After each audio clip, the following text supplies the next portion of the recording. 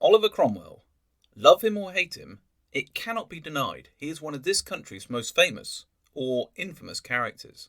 Coming from a middling gentry upbringing in Cambridgeshire, he experienced family bankruptcy. He considered emigrating to the new lands of America, and finally had a religious conversion and found a new home and cause with the Puritan sect, which was fast becoming popular in the years of Charles I. Yet his Puritan beliefs and his re-establishment in Parliament were small things compared to the event that would eventually make him, the English Civil Wars. During this savage and bitter struggle, he experienced battle, defeat, victory, bloodshed and slaughter in frightening measures. His natural ability as a cavalryman and a leader came to the fore, and by the time of the decisive Battle of Naseby in 1645, he was commander of all Parliament's cavalry, second in rank only to Sir Thomas Fairfax. He would go on to greater things, and yes, more bloodier things. But was there a human side to Oliver Cromwell? A side often not seen? A side at odds with this man of war, a man who believed he wielded God's own sword? Looking back on the English Civil Wars, and in particular Cromwell's role in Ireland, and when he was Lord Protector, it is all too easy to see him as a one-dimensional automaton. After all, it has been argued that by the end of the Civil Wars, he and so many others were locked into a vicious circle of violence where death, murder and atrocity were just a natural daily occurrence. Perhaps he was, or perhaps we have got him wrong. He knew pain and he knew loss, and on hearing of the death of his brother-in-law's son, Cromwell wrote this moving letter to soothe the pain of one Valentine Walton's mourning. It was written by Cromwell very soon after the Battle of Marston Moor in 1644. Let us know what you think in the comments below. Dear Sir, it is our duty to sympathise in all mercies, that we may praise the Lord together in chastisements or trials, that so we may sorrow together. Truly England and the Church of God have had a great favour from the Lord in this great victory given unto us, such as the like never was since this war begun. It had all the evidence of an absolute victory, obtained by the Lord's blessing upon the godly party principally. We never charged, but we routed the enemy, the left wing which I commanded, being our own horse, saving a few Scots in our rear, beat all the prince's horse. God made them as stubble to our swords. We charged their regiments of foot with our horse, routed all we charged. The particulars I cannot relate now. I believe of 20,000, the prince hath not 4,000 left. Give glory, all the glory to God. Sir, God hath taken away your eldest son by a cannon shot. It broke his leg. We were necessitated to have it cut off, whereof he died. Sir, you know my trials this way, but the Lord supported me with this, that the Lord took him into the happiness we all pant after and live for. There is your precious child, full of glory, to know sin nor sorrow any more. He was a gallant young man, exceedingly gracious. God give you his comfort.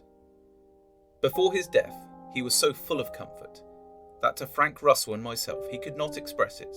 It was so great above his pain. This he said to us. Indeed it was admirable.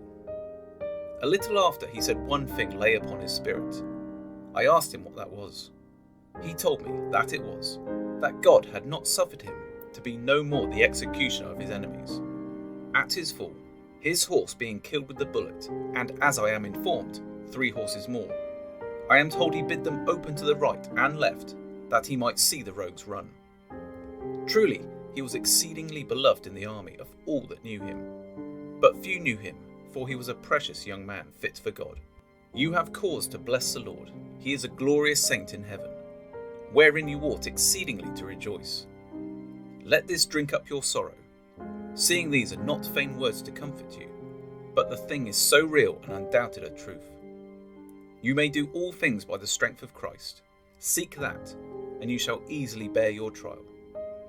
Let this public mercy to the Church of God make you to forget your private sorrow. The Lord be your strength, so praise your truly faithful and loving brother, Oliver Cromwell. So Cromwell knew death and family tragedy. By the time of Marston Moor, Cromwell had lost 3 children. A baby in 1632, Robert, who died a teenager in the late 1630s, and Oliver, who had died probably of natural causes, whilst acting as a captain in the parliamentary garrison of Newport Pagnell, aged only 21. Cromwell often wrote detailed accounts of actions immediately after they had finished, and often were sent directly to Fairfax or to the Speaker of the House. Cromwell knew all too well that reports of victories given to the House of Commons and to senior officers would soon filter out into the public and to the rank and file of the army. It was a perfect breeding ground to forward an agenda, increase influence, spread propaganda, and of course, fake news. Yet this one seems different. Despite recounting the action in brief, its main focus is on the tragic task of communicating the death of someone's son. Walton, as well as a relative of Cromwell, was a parliamentarian and had been a supporter of anti-royalist policies and had soon taken up arms against the king in the summer of 1642. Cromwell begins, and straight away there is a sense of foreboding. When he recounts the battle, it is brief compared to his other reports, but it is largely a true account. He does omit the success of royalist horse on the opposite wing of the battlefield. Whilst his wing was sweeping the enemy before them, the other wing was in tatters. The parliamentarian Lionel Watson noted how the troops on the parliamentarian left, thinking the battle won and nothing more remained to be done than mopping up, were shocked to find that on the other side of the battlefield the royalists were wholly carrying the field before them, utterly routing all our horse and foot, so that there was not a man left standing before them. But Watson does back up Cromwell's recollection of his successful attack. He noted that, in this second charge, our horse and foot, seconding them with such valour, made them, the royalists, fly before us, plucking a victory out of the enemy's hands. Cromwell also puts the victory down not to his own military skills, the vast parliamentarian numerical advantage, or royalist mistakes. Yet in classic Cromwellian verse, he states it has come from God, and especially for, as he puts it, the godly party principally. He also minimises the impact of any of the troops on the Allied side, unless they were on Cromwell's flank and composed of good, godly Englishmen from East Anglia and the East Midlands, and fellow members of the regional army, of which Cromwell was second in command and cavalry commander, thereby excluding the Scots, the foot, and anyone from other parts of the kingdom. We can read into Cromwell's very low opinion of the Scots and their impact they played, even though they made up a considerable proportion of the Allied army, and did play a significant role. But he then moves to the painful and unenviable task of breaking the bad news. The terrible job no one would wish to do, the telling of a parent that their son is dead. Now, did Cromwell play with the truth of Walton's son's death to protect his friend's feelings? He writes that the horseman was hit whilst taking place at the charge, which broke the royalist cavalry near the start of the battle. Apparently, even though in the hectic charge into the enemy lines, Cromwell still had time to dismount and talk to and comfort the horribly wounded Walton. It doesn't seem likely, and with death everywhere and musket balls and cannonballs zipping all about, would Cromwell have A, seen young Walton fall, and B, be able to stop to offer comfort? Or did Walton get struck earlier in the battle, maybe before the battle had started proper? It would mean a less heroic death, but it would also give Cromwell time to administer what care he could. However, no matter the time young Walton was struck, his wound would prove fatal. A human body struck by a cannonball weighing tens of pounds and travelling hundreds of feet per second would do horrific damage. It would tear off limbs and shatter bones with ridiculous ease. Cromwell does not go into the gruesome details of what medical care was needed by a surgeon. Both he, the young Walton, and his father would be all too aware of what now seems barbaric procedures surgeons would be participating in. Rapid action was required. Holding the victim down was key. An anaesthetic would consist of a slug of alcohol and a leather strap to bite on. Constricting the blood flow above the wound, the skin and muscle above the wound would have to be sliced through and then pulled back, exposing the bone.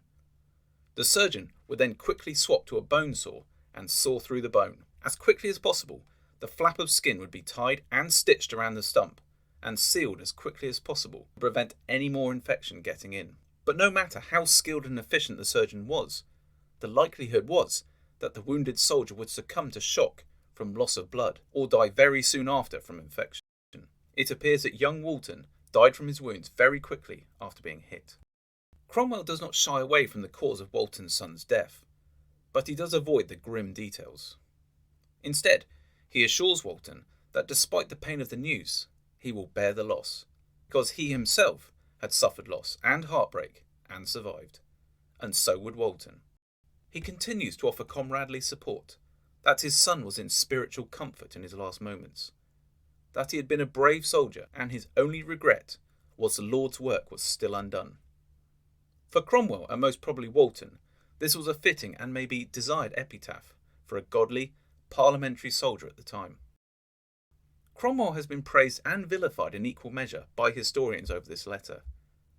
C.H. Firth stated that the letter showed, in its tenderness and sympathy, its enthusiasm, and its devotion to the cause, the depths of Cromwell's nature and the secret of his power over his comrades in arms. Peter Young described the letter as though having brusque, inept language, it did mask a warm and kindly nature. Peter Gaunt has gone further by describing it as a masterpiece and one of the most moving letters he wrote, while Frank Kitson believed it shows Cromwell at his best and most compassionate.